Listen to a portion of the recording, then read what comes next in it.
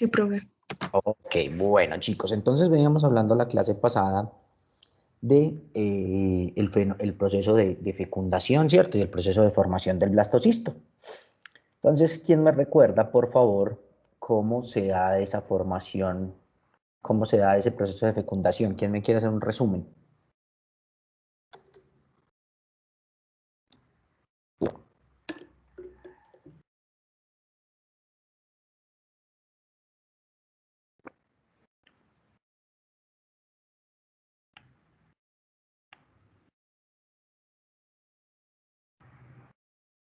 A ver, quién quiere intentarlo? No importa, igual recuerden que pues, estamos simplemente en clase, no estamos grabando ni nada. No estamos calificando. A ver, ¿quién se anima?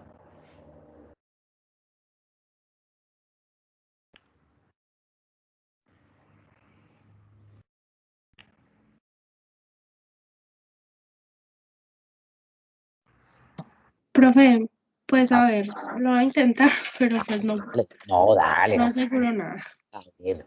A ver, ya después de que se da la ovulación y el ovocito secundario pues madura debido a la fecundación, Ujú, porque ya el espermatozoide también tuvo pues su proceso de capacitación y eso. ujú. Entonces ya vamos a tener pues como la unión de los dos pronúcleos y ya va Espérate, a calma, ser... despacio, calma, calma. Para ahí un segundito. ¿Qué pasa en ese momento? ¿Qué pasa con ese ovocito en el momento en el que entra el espermatozoide? ¿Qué fenómenos se presentan ahí? Profe, creo que en ese momento se da lo de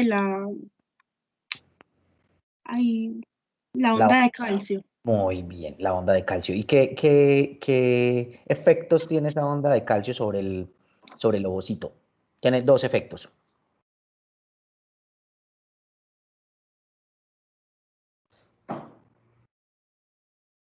A ver, ¿quién le ayuda a Yelisa? ¿Cuáles son los dos efectos de la onda de calcio sobre el ovocito?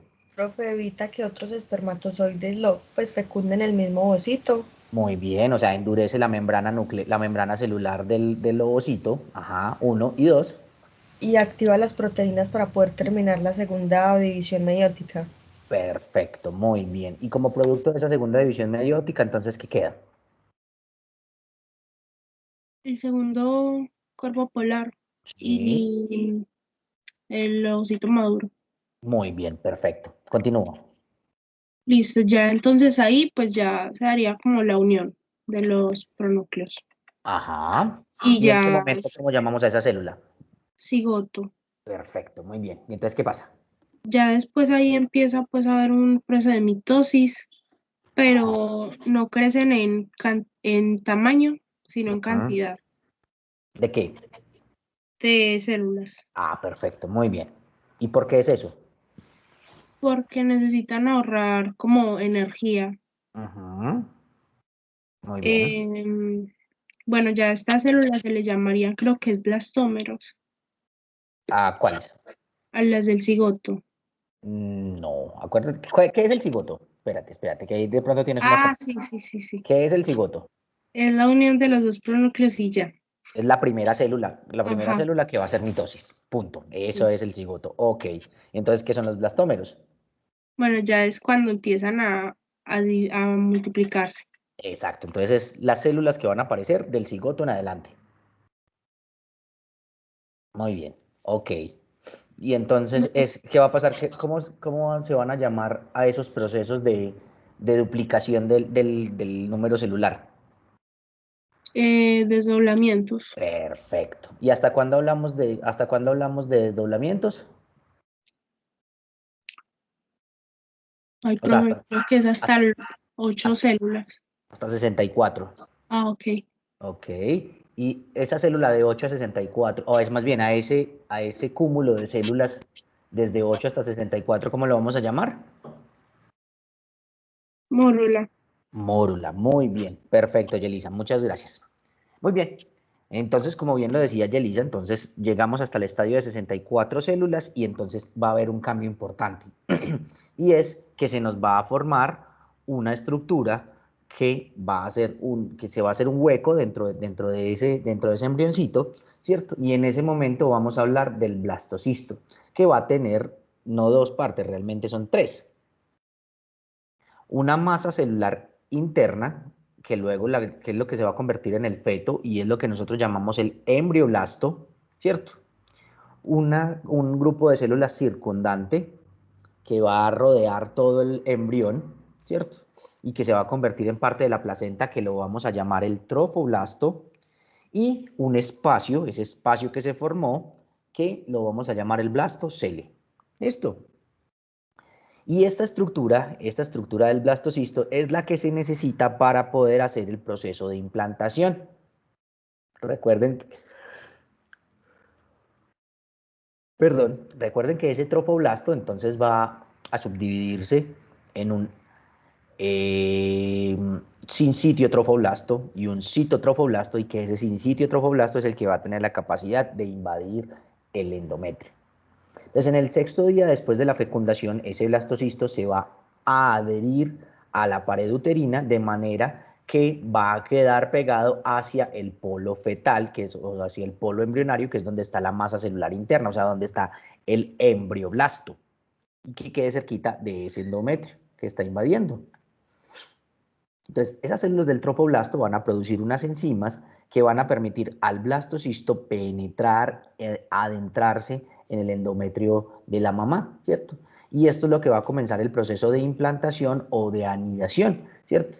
Y así más o menos, entre el día 7 y el día 14, el blastocisto ya queda completamente sepultado, completamente metido dentro del endometrio. Entonces, no sé, chicos y chicas, si ustedes han dado cuenta que algunas mujeres en esa primera menstruación pues, o sea, cuando uno debería sospechar que están embarazadas, les llega como un flujito poquitico café. Que uno dice como, El sangrado de implantación, profe. el famoso sangrado de implantación. Y es justamente ese sangradito que se da por esta acción de estas enzimas, ¿cierto? Que rompen algunos vasitos sanguíneos y que genera ese sangradito, ¿cierto? Entonces, cuando a ustedes, chicas, por X o Y motivo les llegue un sangradito como que no es, como que no cuadra, abran el ojo. ¿Listo?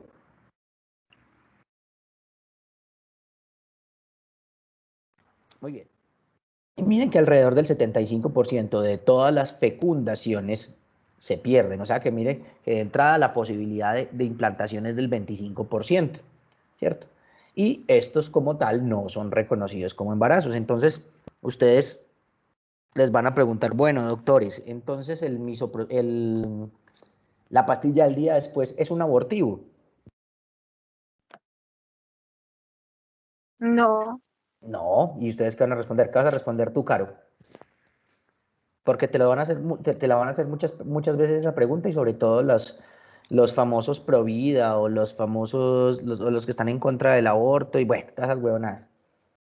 Y les vas a decir, y entonces ellos te van a decir, claro, y la pastilla del día después, que también es otro abortivo, y entonces tú qué les vas a explicar, Caro, para rebatir su argumento. Pues, profe, yo tenía entendido que lo que hace esa pastilla ya después es como aumentar la presencia no me acuerdo cómo es que se llama, como de una secreción que impide que la mórula se implante. Eso es lo que tenía yo. Pero Entonces, como que espérate, que ahí cometiste una imprecisión, Caro. ¿La mórula se implanta? pues, que el blastocisto se implante. Perfecto, ajá. Entonces, ¿quién nos recuerda? ¿Cuáles son las dos acciones principales de la pastilla del día después, de la anticoncepción de emergencia? Profe, que si no ha habido ovulación, pues como que impedir esta ovulación. O retrasarla por lo menos. Ajá. Y si ya hubo la ovulación, generar un ambiente hostil para poder que no se implante el blastocisto formado. Ok, ¿y esto por qué es importante tener esa claridad, María Paulina, tomando en consideración la pregunta que le hice a Caro? ¿Qué podrías argumentar tú ahí? Que no tiene Pues que se considera embarazo cuando ya hay una implantación y la pastilla ni siquiera deja que ocurra la implantación. Ajá, O muy sea que bien. por eso no sería considerado como aborto. Perfecto, esa es una excelente respuesta. Y lo otro que uno puede argumentar es lo que acabamos de decir aquí, que más o menos el 75% el 75, 80, incluso casi que hasta el 90% de las fecundaciones no terminan en embarazos, de forma natural se pierden, ¿cierto? Entonces otro argumento que uno pudiera dar ahí como para defender el uso de estos medicamentos que para muchas mujeres son muy importantes porque evitan embarazos que no desean. ¿Estamos claros, chicos?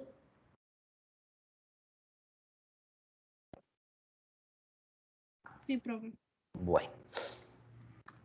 Ok, entonces miren acá, se está dando el proceso inicial de invasión del endometrio por parte de este blastocisto, ¿sí? En el cual, miren cómo este sincitio trofoblasto está produciendo unas enzimas que me están degradando estas células del epitelio del endometrio, ¿cierto? ¿Buscando qué? Buscando un capilar y buscando una glándula.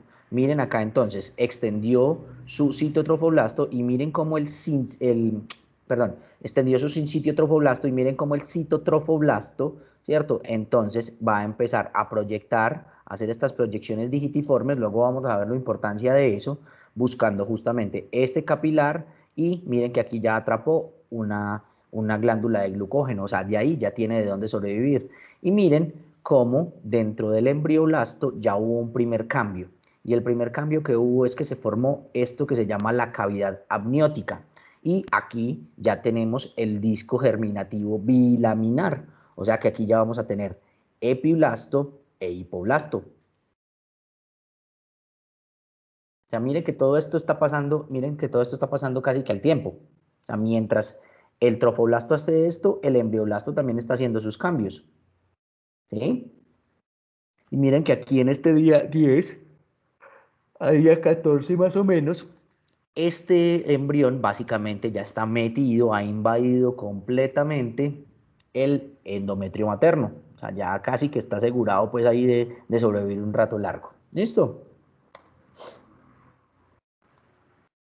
Entonces, miren que solo el ovocito fecundado, ¿cierto? Y cada una de las células de los desdoblamientos iniciales son totipotenciales. Ojo que vamos a hablar aquí de varios términos que pueden ser confusos.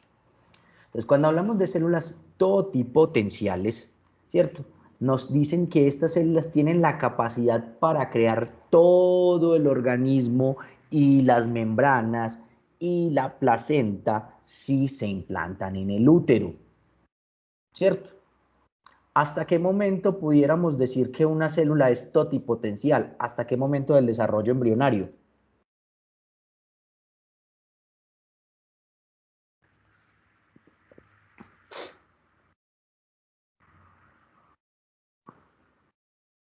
¿Hasta qué momento del desarrollo embrionario pensarían ustedes que podríamos hablar de células totipotenciales?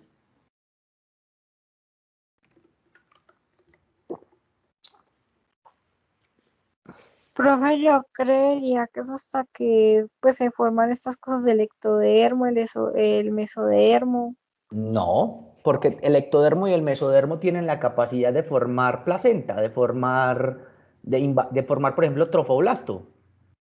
No, pues el Porque ahí me mesodermo estás forma hablando, músculo. exactamente, Pero pues lo porque que ahí yo ya me le estás hablando de entendí es, multipotenciales. Ahí ya estás hablando de células multipotenciales. Yo estoy hablando aquí de células totipotenciales, o sea, una célula que sería capaz de formar un bebé y de dar un embarazo completo. ok. ¿Sí? ¿Sí te queda clara la diferencia, Caro? Sí, profe, o sea, yo sí entiendo la diferencia, sino que pues yo pensé que, o sea, hasta el momento en el que se informen eso ya dejan de ser totipotenciales. Ajá.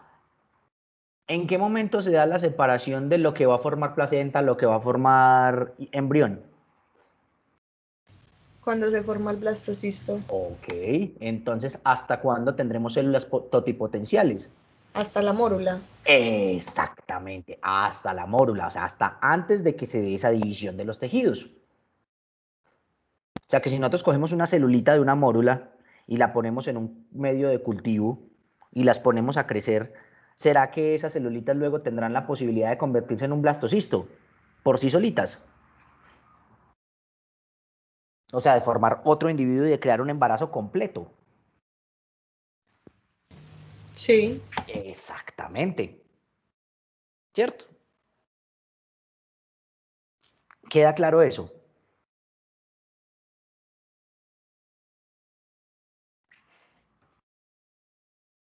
Muy bien.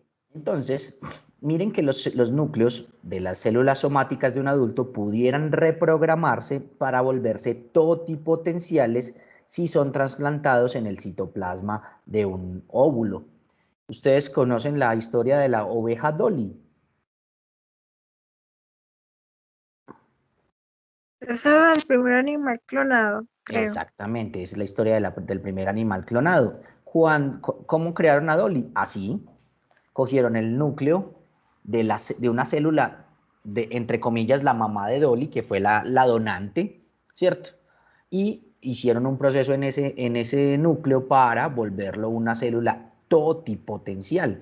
Cogieron un ovocito, le detuvieron su ciclo celular y sacaron su núcleo, ¿cierto? Y pusieron el núcleo de una célula de Dolly. Y de ahí volvieron una célula totipotencial que tuvo la capacidad de crear el embarazo dentro de la donante, que entre comillas era la mamá de Dolly. Ahora, ¿cuál es el problema de esta técnica? ¿Quién puede ver cuál es la dificultad? Que no hay recombinación genética. Bueno, ese es un problema. Bien, sí, está bien, no hay recombinación genética, porque sí, porque estamos utilizando las células de un individuo que ya existe, del núcleo de un individuo que ya existe. Pero hay un problema más grande que ese, y que tiene que ver en cuanto al tiempo de supervivencia del individuo clonado.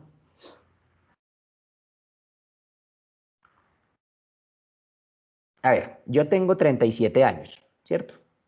¿Cuántos años tiene mi material genético? 37 años. 37 años, ¿cierto? Ahora, ¿será que en 37 años ese material genético podría haber desarrollado errores y telómeros más cortos y bueno, todo lo que tiene que ver con el proceso del envejecimiento? Sí, Sí, claro. claro. Obviamente, si hacen una clona de mí, si hacen un clon de Checho, genéticamente, ¿cuántos años tendría ese bebé? La 37. misma edad que usted. Exactamente, los mismos 37 años. Entonces, ese es un problema de las técnicas de clonación hasta el momento, que no han encontrado cómo hacer ese reseteo que sí logran hacer, que logra hacer el cigoto en el momento de la unión de los dos pronúcleos. Todavía no está claro qué es lo que pasa ahí, que logra hacer que ese material genético que era de dos personas viejas, porque obviamente mi hija es el producto del material genético de mi esposa y el mío, ¿cierto? Que en teoría venía viejo, no se sabe exactamente qué proceso hace ahí en el momento de la fecundación, en el momento de la unión de esos dos pronúcleos que hace que el material genético de mi hija esté nuevecito y que tenga solamente los 10 meses, los 9 de gestación y el mes que lleva viva. Eso es lo que no han podido hacer. Entonces, ese es uno de los problemas en este momento de la clonación, ¿cierto? Que no tienen idea cómo hacer para reiniciar ese proceso genético celular. Y no se puede simplemente tomar pues el material donante de un niño o de una persona más joven. Sí, en teoría sí, pero el problema es que si a mí me da por clonarme a los 40 años, pues no me sirve coger la célula de un niño, porque no sería yo.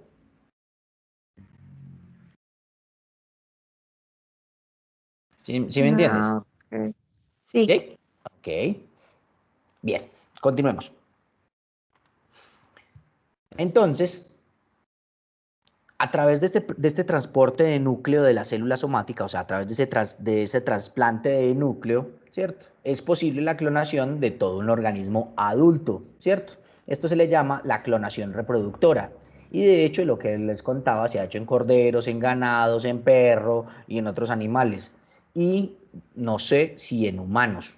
Realmente no lo sé. Ellos dicen aquí que esta técnica no ha funcionado en seres humanos, pero un reporte reciente mostró que esa transferencia de un núcleo desde una célula donante diploide, o sea, una célula adulta, hacia un óvulo que aún contuvo sus cromosomas haploides, permitió la producción de un blastocisto, ¿cierto? Aunque el problema, miren, había una triploidía, obviamente, porque no quitaron el núcleo del ovocito, ¿cierto? Y obviamente, pues eso, ¿qué pasa con las triploidías y la vida?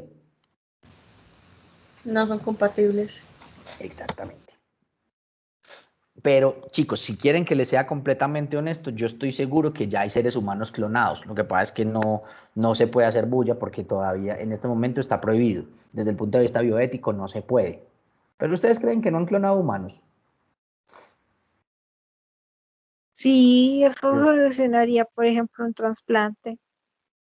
Pero entonces ahí viene la pregunta ética, Caro. ¿Ustedes alguna vez se vieron una película que se llamaba La Isla? No. Bueno, Uy, sí, profe. ¿alguien la vio? Cuéntanos un poquito, David, en resumen, qué es la película. La parte de acción no nos interesa, el concepto básico de la película. El concepto básico es que hay una isla donde hay un montón de personas y resulta Ujú, que esas personas son clones de las personas que están en la vida real y los ujú. usan para trasplante de órganos, de sangre, o sea, tener como Un un, banco de órganos. ajá, un banco de lo que se necesite, porque Ujú, cualquier cosa lo usan, sea la carne, sea la sangre, lo que sea. ujú. Exactamente. Entonces, Ah, sí, ya sé cuál es, ya sé cuál ujú, es. Sí, que exacto. son copias de clones de personas famosas o que tienen mucha plata. Exactamente, porque obviamente eso era muy costoso. Entonces la pregunta ética es, primero, ¿una persona clonada es una persona? Pues, legalmente es un humano, pero genéticamente. Pero Entonces, al no ser producto de una concepción, digamos, entre comillas, estándar o permitida, ¿tiene derechos? Es una pregunta ética. No lo sé. Yo diría que sí, pero habrá quien argumente que no. Ahora, ¿qué tan ético es que yo tenga una persona? Ahora, esas personas tendrán sentimientos. Claro, Esos individuos tienen sentimientos. pues sí. supongo que sí. Exactamente. Y entonces, ¿qué tan ético es que yo coja a un individuo con sentimientos, con la capacidad de odiar, amar, pensar, etc., etc., y y sacrificarla como si fuera una vaca y simplemente para recoger órganos? Pues, no sé, pero pues yo no sé, yo he leído mucho sobre No, cosas así es una y yo pregunta digo que el ética. fin justifica los medios, pues para muchas cosas. O sea, ¿a ti te parece que estaría bien que cogieran un clon tuyo y lo tuvieran ahí como reserva y cuando tú bebiste toda la vida y te acabaste el hígado, entonces venga para acá y deme su hígado porque yo a usted lo pagué? Pues no sé, supongo que sí. Profe, Por yo, Ay, ejemplo, profesor, sería como hasta canibalismo. Pues tanto como canibalismo no, porque tú no te lo vas a comer. El canibalismo implica la antropofagia. Pero la pregunta es, y de nuevo es una discusión que se ha dado y que se dará, ¿es éticamente válido?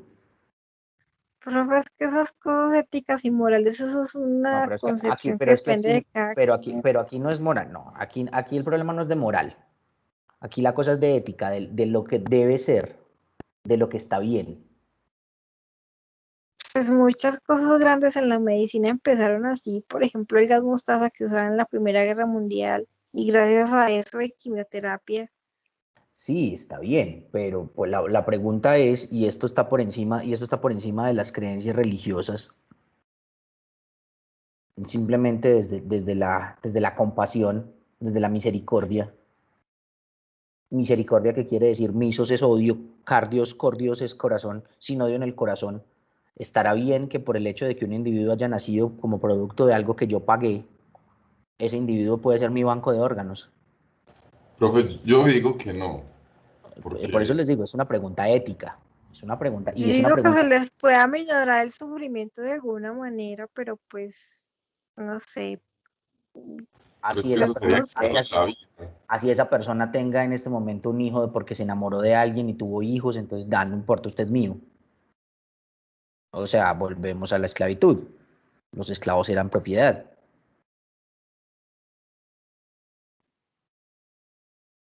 profe, No obligatoriamente todo lo que es legal es bueno y ético. Esa es una pregunta que hay que hacerse. ¿Qué ibas a decir, Yelisa? no sé, no es posible agarrar, por ejemplo, el primordio de O sea, que digamos si fuese a ser como un clon, ¿cierto? Y se agarrara de este clon únicamente el primordio de algún órgano que la persona en cuestión necesitara y ya, con el clon pues no, como que no se diera su Yo continuidad. sé que hay una línea de investigación que va más o menos por ese lado, y es coger embriones para desarrollar órganos, solamente órganos, no individuos.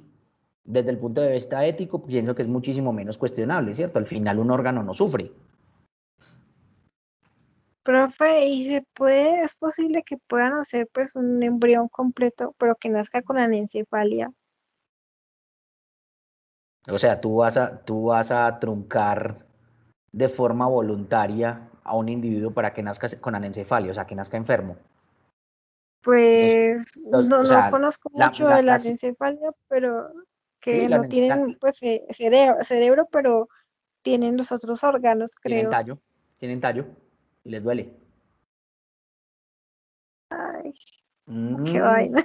Pero mm, yo no sé, yo tengo una mentalidad frente a eso, porque pues por ejemplo a Goebbels y a Mengele fueron mm. gente muy mala, pero prácticamente murieron impunes por todo lo que hicieron por la medicina y la ciencia. Lamentablemente la mayoría de los descubrimientos científicos, sobre todo en medicina, se le deben a las guerras y a las crueldades y no hemos podido encontrar otro método Estamos de acuerdo, estamos de acuerdo, para avanzar, sí. estamos de acuerdo, pero es que se me olvida se me olvida en ese momento dónde es. Nosotros aprendimos muchísimo de la sífilis porque en Estados Unidos Uy, hicieron... sí, ¿Ah? sí, lo conozco. Ujú. Porque en Estados Unidos supuestamente acogieron un grupo de personas de raza negra y los contagiaron de sífilis y supuestamente les daban antibióticos, pero no. Y lo que hicieron fue dejar correr toda la historia natural de la sífilis para nosotros a poder aprender cómo eran los estadios de la sífilis y en qué terminaba. Aprendimos mucho, pero ¿a qué costo? Entonces la medicina no puede ser eso. ¿Ustedes saben cuál es la primera regla de la medicina? No hacer daño. Existe eso, el primum non nocere. Lo primero que tiene que hacer es no haga daño. Esa es la primera regla del ejercicio médico. Lo primero que tiene que usted hacer es no haga daño. De ahí para arriba podemos hablar. ¿Listo? Entonces, cuando ustedes vayan a tener una discusión ética, chicos, a partir del ejercicio de la medicina, y esto que estamos hablando es medicina, garanticen siempre el primer precepto, chicos. Primum non nocere. Primero no haga daño. ¿Mm? Muy bien. Entonces, miren que ese posible empleo de esta técnica para clonar seres humanos ha sido condenado por científicos, por comités bioéticos, ¿cierto? Y entre ellas, una de las cosas es el problema de la probabilidad de producir niños no sanos, ¿cierto? Porque es que estamos cogiendo material genético viejo. Entonces miren que esa clonación reproductora de la que estamos hablando difiere del empleo del transporte nuclear de células somáticas para producir líneas de células precursoras para el tratamiento de enfermedades, que esto es clonación terapéutica. Aquí no vamos a producir un individuo, sino que vamos a producir una línea celular, ¿cierto? Que esa sí tal vez nos pueda servir para clonar, por ejemplo, un órgano, ¿cierto? Un hígado, un riñón. De hecho, por ejemplo, sé que en este momento ya han logrado hacer impresión 3D con células de una línea celular específica. Eso desde el punto de vista ético no tiene problema. Ahora, entonces, una vez que el embrión ha alcanzado la etapa de blastocisto in vitro, se van a aislar y se cultivan las células de esa masa celular interna o de ese embrioblasto. A estas células embrionarias del embrioblasto las vamos a llamar células precursoras embrionarias y ya no son totipotenciales, son pluripotenciales. ¿Qué quiere decir esto? Que estas células del embrioblasto pueden formar lo que sea del embrión, cualquier cosa, ¿cierto? O sea, se pueden convertir en mesodermo, en endodermo, en ectodermo, pero no tienen la capacidad de hacer trofoblasto y por tanto no pueden utilizarse para hacer clonación reproductora. Entonces ya entienden la diferencia entre una célula totipotencial y una pluripotencial.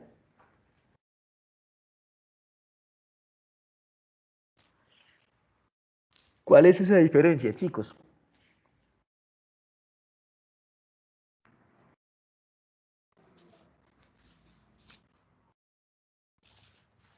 Fue que la totipotencial puede formar todos los tejidos e incluso el trofoblasto. Y Ajá. las pluripotenciales pueden formar cualquier tejido, pero no el trofoblasto. Perfecto. O sea, no pueden dar un embarazo por sí solas. ¿Listo? Bien.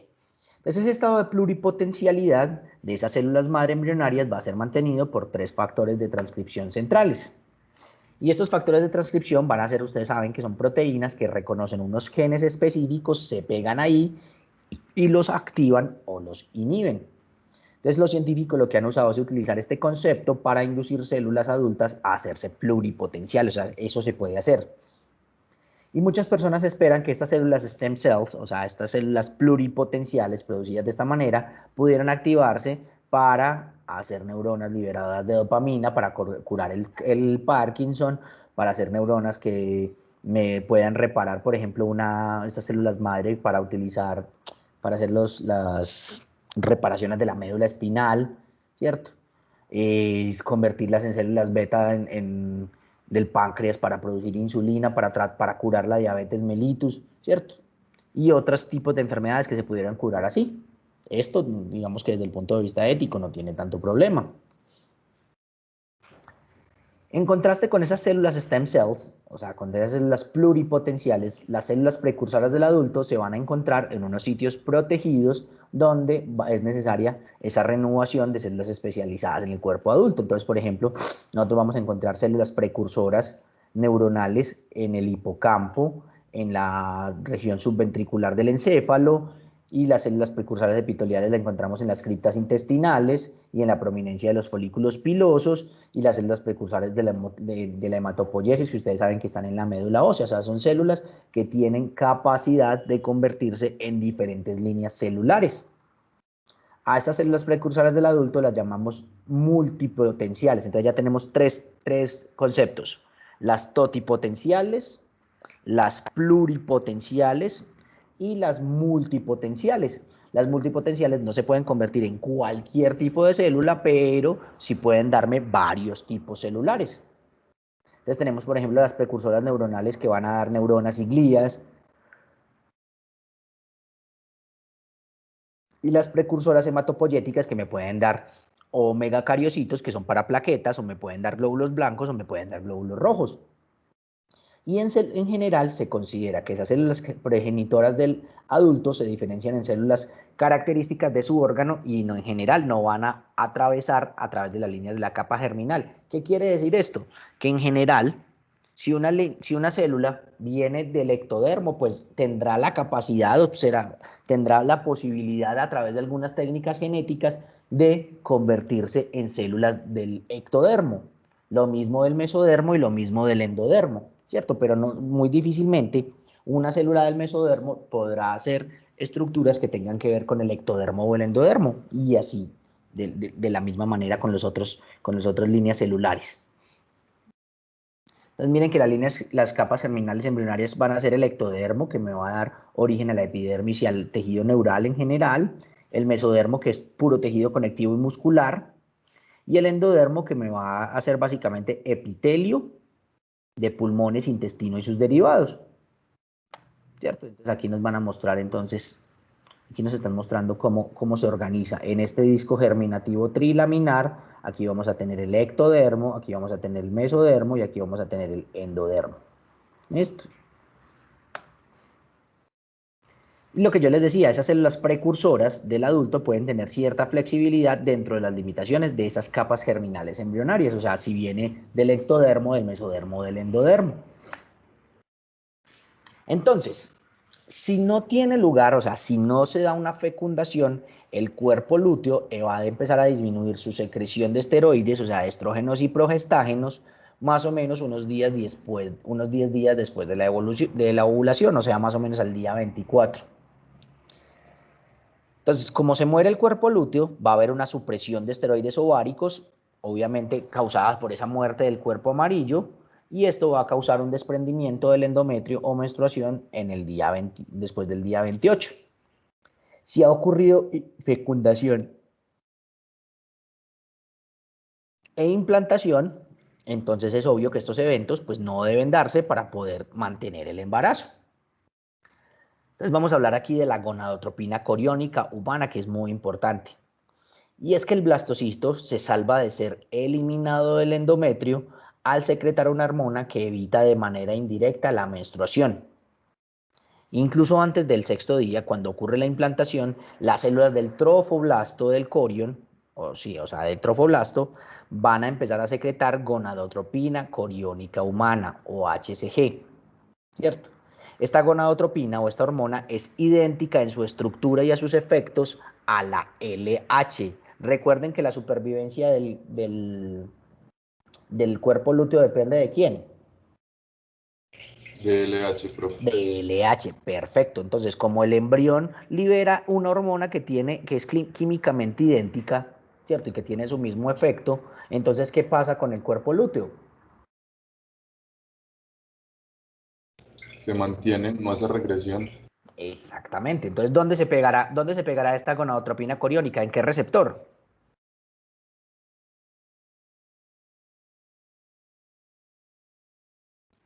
En los de LH, ¿no? En el receptor de LH, muy bien, ¿cierto? Y entonces eso es lo que va a permitir que el cuerpo lúteo sobreviva más allá de lo que normalmente debería sobrevivir. O sea, uno esperaría que ya en el día 25, 26, ¿sí? Ya no haya cuerpo lúteo, que ya estemos en cuerpo albicans, pero por acción de la gonadotropina coriónica humana, ese cuerpo lúteo se va a mantener y no va a experimentar regresión, no se va a convertir en cuerpo albicans, ¿cierto? Entonces, si el cuerpo lúteo se mantiene, mantenemos la secreción de estrógenos y progesterona y así se evita la menstruación. Entonces, esa secreción de gonadotropina coriónica va a disminuir hacia la 10ª semana del embarazo, pero ya en ese momento no va a ser necesaria la gonadotropina coriónica porque ya en ese momento tenemos placenta y la placenta se va a encargar de secretar los estrógenos y los progestágenos que vamos a necesitar durante el resto del embarazo. O sea, que al principio el embrión sobrevive, o más bien, sí, el embrión sobrevive del cuerpo lúteo, pero cuando ya hay formación de placenta, el embarazo se va a sostener a partir de la placenta y ya no vamos a depender del cuerpo lúteo.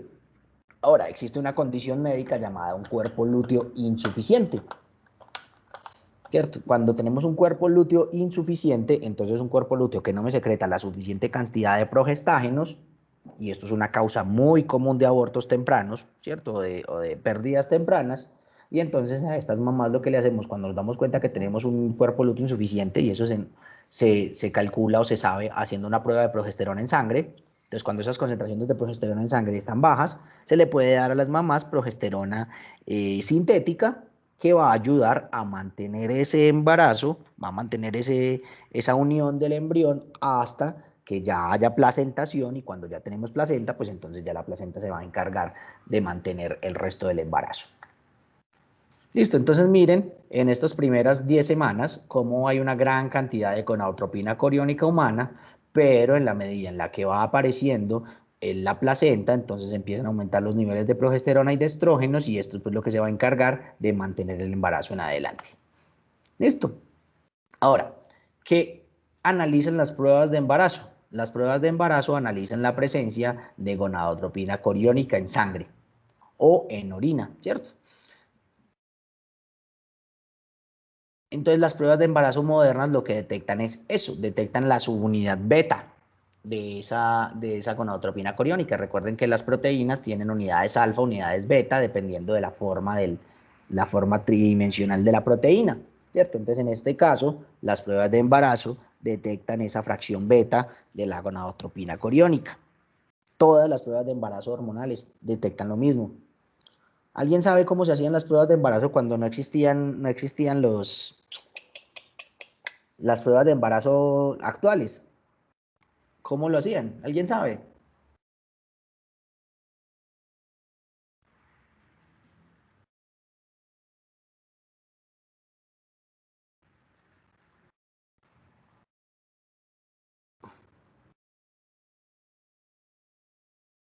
Nadie.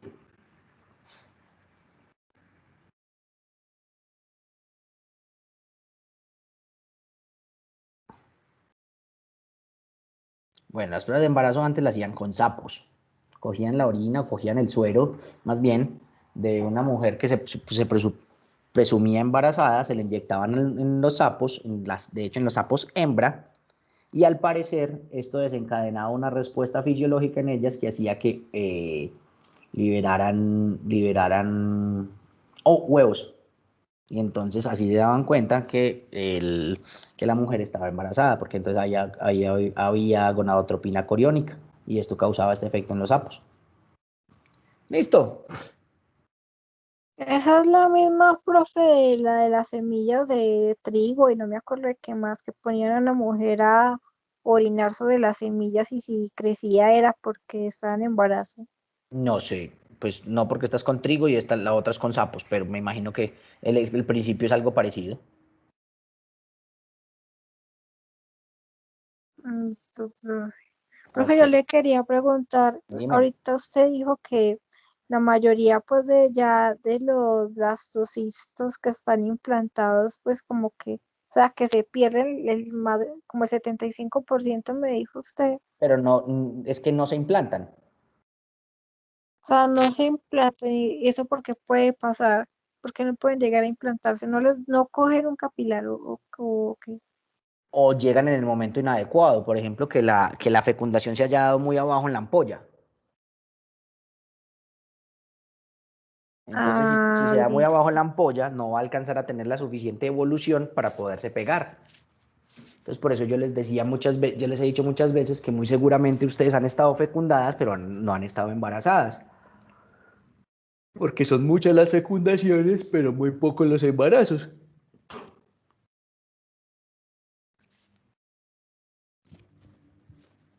Pero Listo, profe. una vez está implantado, ya es más difícil que se pierda la gestación, salvo que tengamos, por ejemplo, un cuerpo lúteo insuficiente. Si tenemos un cuerpo lúteo insuficiente y no se suplementa con progesterona, ¿qué va a pasar ahí? Se va a caer. Ujú. Y entonces, ¿se va a caer qué? Entonces, se va a poner el cuerpo lúteo con el blastocisto implantado. No, ¿Dónde está el cuerpo no. lúteo? Anatómicamente, ¿dónde está el cuerpo lúteo? En el hogar. En el endometrio. No. Ah. ¿Qué? ¿Qué? ¿Quién? En ¿Dónde el está ovario no, no. Sí, claro, ¿dónde está el cuerpo lúteo? ¿En el ovario? Pues sí, pero el que se va a caer, pues es como es que, no, profe, me confundí. A ver, piensa, espérate, piensa. Piensa en la pregunta que yo te hice. ¿Dónde está el cuerpo lúteo? Anatómicamente hablando. A ver, Caro. En los ovarios, En el ovario. ¿Y dónde está implantado el embrión? en el endometrio. Ok, entonces el cuerpo lúteo no se va para ninguna parte. Tenemos Pues, un cuerpo lúteo, tenemos el cuerpo lúteo, pero ese cuerpo lúteo está insuficiente. No produce buena progestágeno. Y entonces, eso va a hacer que se caiga el endometrio, pues la ajá, capa, ¿por qué? porque el que lo sostiene es la LH, ¿A quién? pues a esa capa de, Eso es mentira. ay, Eso que ay, estás diciendo es mentira. ay, profe, no me rezo. Piense, por eso, piense. Es que estos son los casos, esto es lo que les pasa en los exámenes. No se bloqueen, resuelva. Ya te dije que te equivocaste. Resuelve. Esto es una pregunta tipo examen, ¿o no? No es una pregunta como las que le hice en el parcial pasado. Sí. Ah, bueno, pues resuélvelo. Te estás enredando, resuélvelo. Salva la pregunta.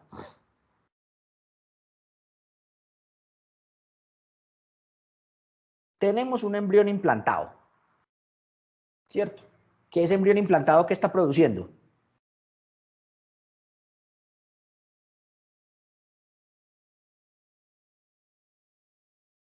A ver, ¿quién le ayuda a Carolina? Gonadotropina. Gonadotropina coriónica humana. Ajá, y Ujú. entonces. Pues sí, esa tiene el mismo efecto que la LH Ajá, ¿sobre quién? sobre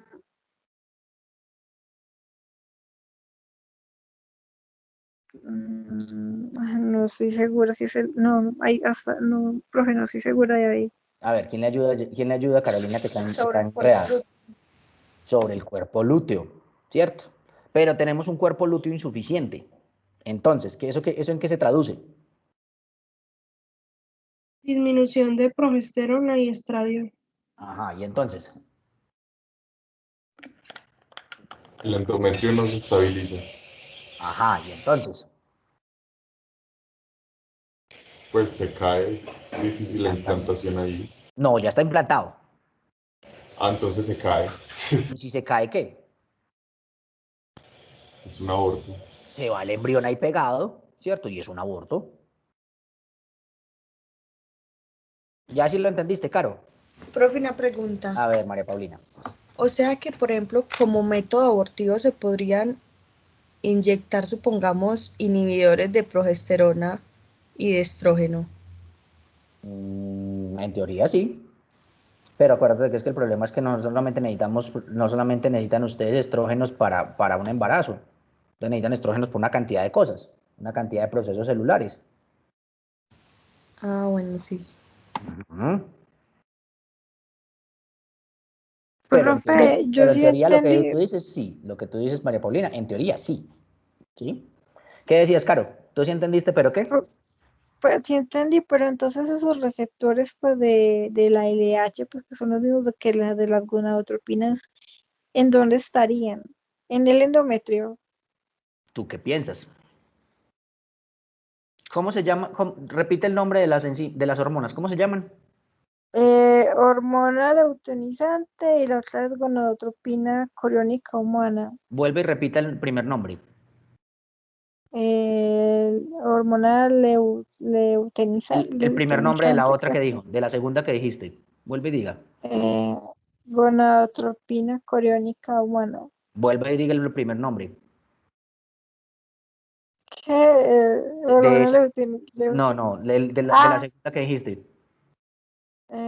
gonadotropina ¿Dónde? coriónica. Vuelve y diga el nombre. Gonadotropina. ¿Dónde está el receptor? ¿Dónde está el receptor? Ah, de está en el ovario. Ah, ah, Ah, ah. El nombre no es gratuito. Claro, el nombre, el no nombre no es gratuito. había caído en cuenta. ¿Cómo se llaman LH y FSH en su conjunto?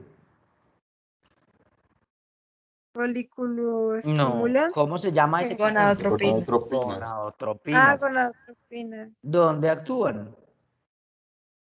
En las gónadas. ¿Y cuál es la gónada femenina? El ovario. Ovario. Vean que el nombre no es gratuito. No se dejen enredar, chicos. Vean que es que los nombres les dan la clave. ¿Para qué sirve la LH?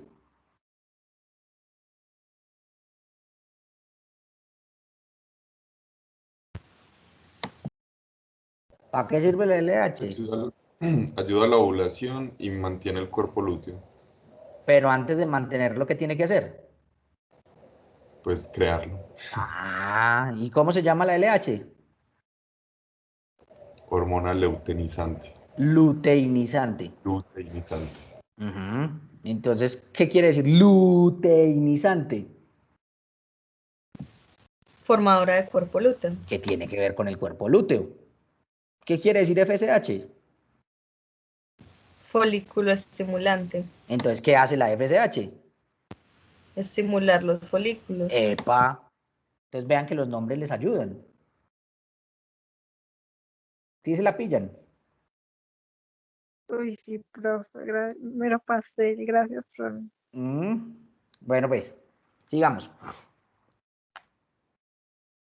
Entonces, más o menos, hacia la quinta, sexta semana, el cuerpo lúteo de la madre regresión. Recuerden que ya la semana 10 ya básicamente no hay cuerpo lúteo, ¿cierto? Pero para este tiempo la placenta ya va a estar secretando más que las cantidades necesarias de esteroides para mantener el endometrio y así evitar la menstruación. O sea, la placenta sigue produciendo estrógenos y progestágenos que van a actuar sobre ese endometrio para que ese endometrio no se caiga y pues siga el embarazo, ¿sí? Entonces, entre los días 7 y 12, en la medida en la que el blastocisto va integrándose completamente en ese endometrio, el corion se va a convertir en una estructura de 2 capas de células de espesor, que va a ser un citotrofoblasto, que va a estar hacia adentro pegado del embrión, y una capa externa, que va a ser el sincitiotrofoblasto, que va a ser la que va a invadir. Mientras tanto, ese embrioblasto, esa masa celular interna, ¿cierto?, va a desarrollar 2 capas de células, que van a ser el epiblasto y el hipoblasto, que nosotros luego los vamos a conocer como ectodermo al epiblasto y el endodermo al hipoblasto. Ya sabemos que de ectodermo va a salir sistema nervioso y piel, y que del endodermo va a formar básicamente tripa, ¿sí? Entonces miren acá, esta imagen ya la habíamos visto. Y en esta etapa entonces todavía no tenemos la tercera capa embrionaria, que es el mesodermo. En esta etapa, entonces, ese embrioblasto o ese embrión es un disco de 2 capas de espesor, y por eso lo llamamos el disco germinativo bilaminar, de 2 láminas. Y va a estar separado del citotrofoblasto por una cavidad amniótica, o sea, entre el citotrofoblasto y el embrioblasto se va a formar una cavidad que la vamos a llamar la cavidad amniótica. Y en la medida en la que ese sincitiotrofoblasto me va a invadir el endometrio, va a secretar unas enzimas que van a digerir proteínas, o sea que son proteasas, ¿sí? Y van a crear múltiples cavidades llenas de sangre en el tejido materno, van a ser unas lagunas vasculares. Y sobre esas lagunas vasculares, vamos más adelante, sobre esas lagunas vasculares el citotrofoblasto va a sacar unas proyecciones digitiformes, o sea, como unos deditos que se van a meter en esa sangre venosa, y va a producir una estructura con forma de hoja, por eso ese aspecto foliado, llamado el corion frondoso. Este corion frondoso se le llama así por la forma de hoja. O sea que, pregunta de examen, ¿de dónde viene el corion frondoso? ¿De qué estructura? Del citotrofoblasto. Del citotrofoblasto, muy bien. Pero ojo, miren que esa proyección digitiforme solo va a ocurrir en el lado del corion que va hacia el endometrio. Porque si hiciera proyecciones digitiformes hacia los 2 lados, ¿dónde se terminaría metiendo el corion frondoso? ¿Dónde se terminaría metiendo ese citotrofoblasto?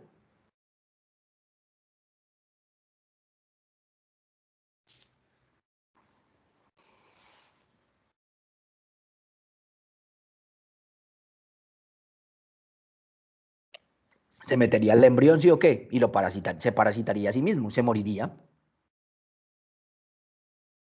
Entonces, el otro lado de ese sincitiotrofoblasto, de ese citotrofoblasto, va a irse hacia el lado fetal, va a adquirir un aspecto liso, ¿cierto? Para no parasitarse a sí mismo.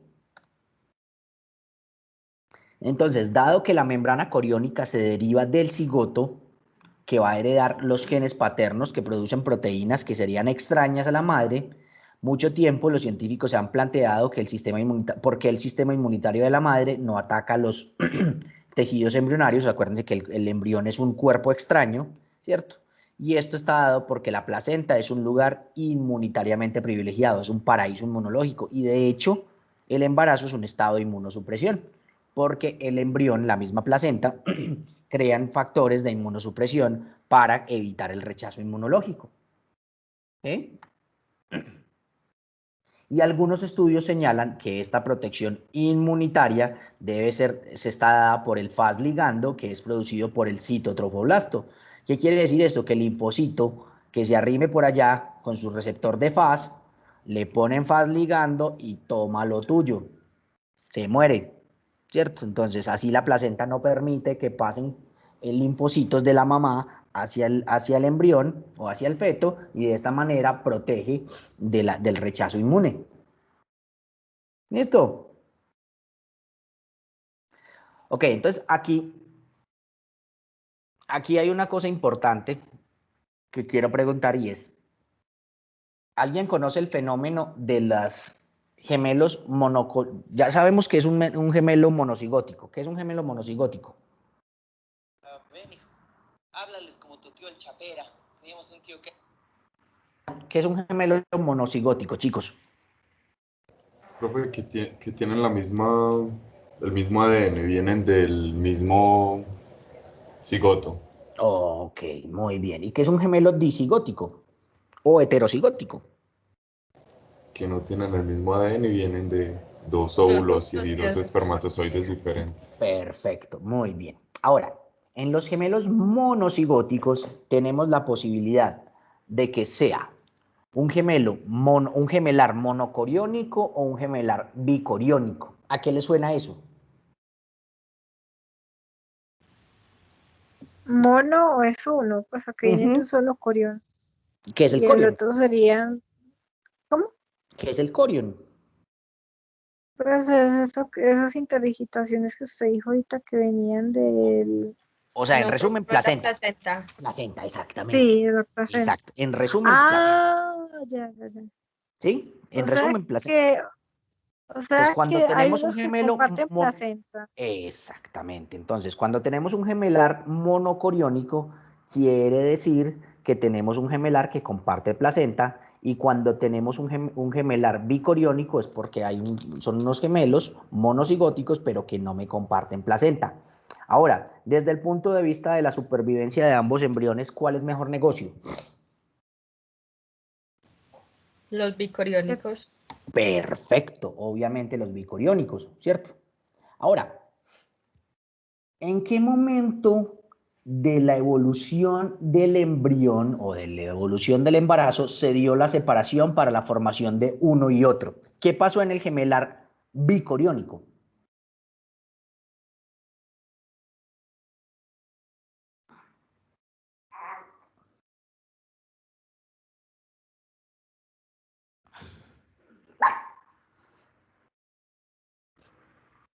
A ver, quién se atreve a dar una hipótesis?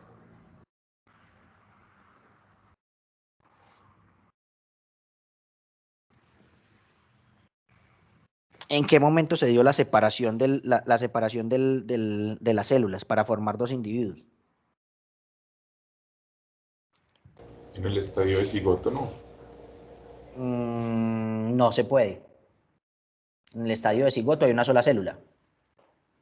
Entonces en el De mórula. mórula.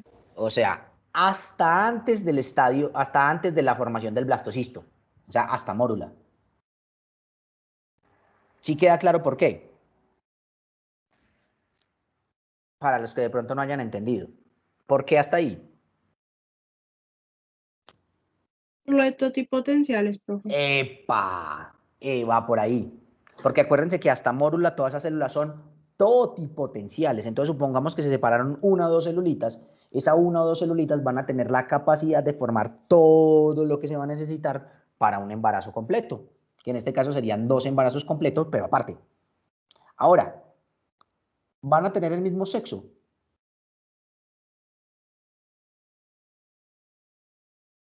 Sí, profe. Sí, puede que no. Sí. ¿Por qué puede que no? A ver, María Paulina, ¿de dónde me vas a sacar otro sexo?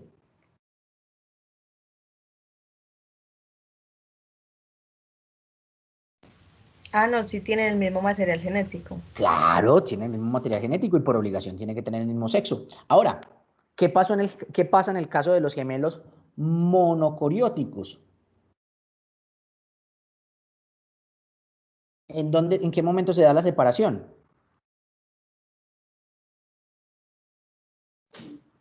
En el blastocisto. Exactamente. O sea, se da una separación, pero a partir del embrioblasto.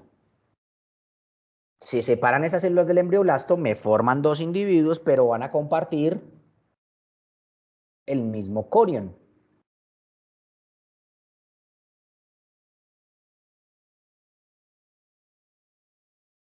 ¿Sí queda clara esa diferencia?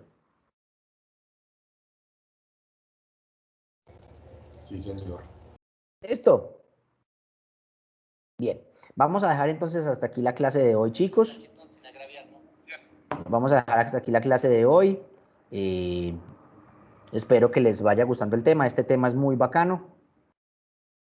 Listo. Y ya luego vamos a empezar a hablar de todo lo que tiene que ver con el fenómeno de la placentación, ¿cierto?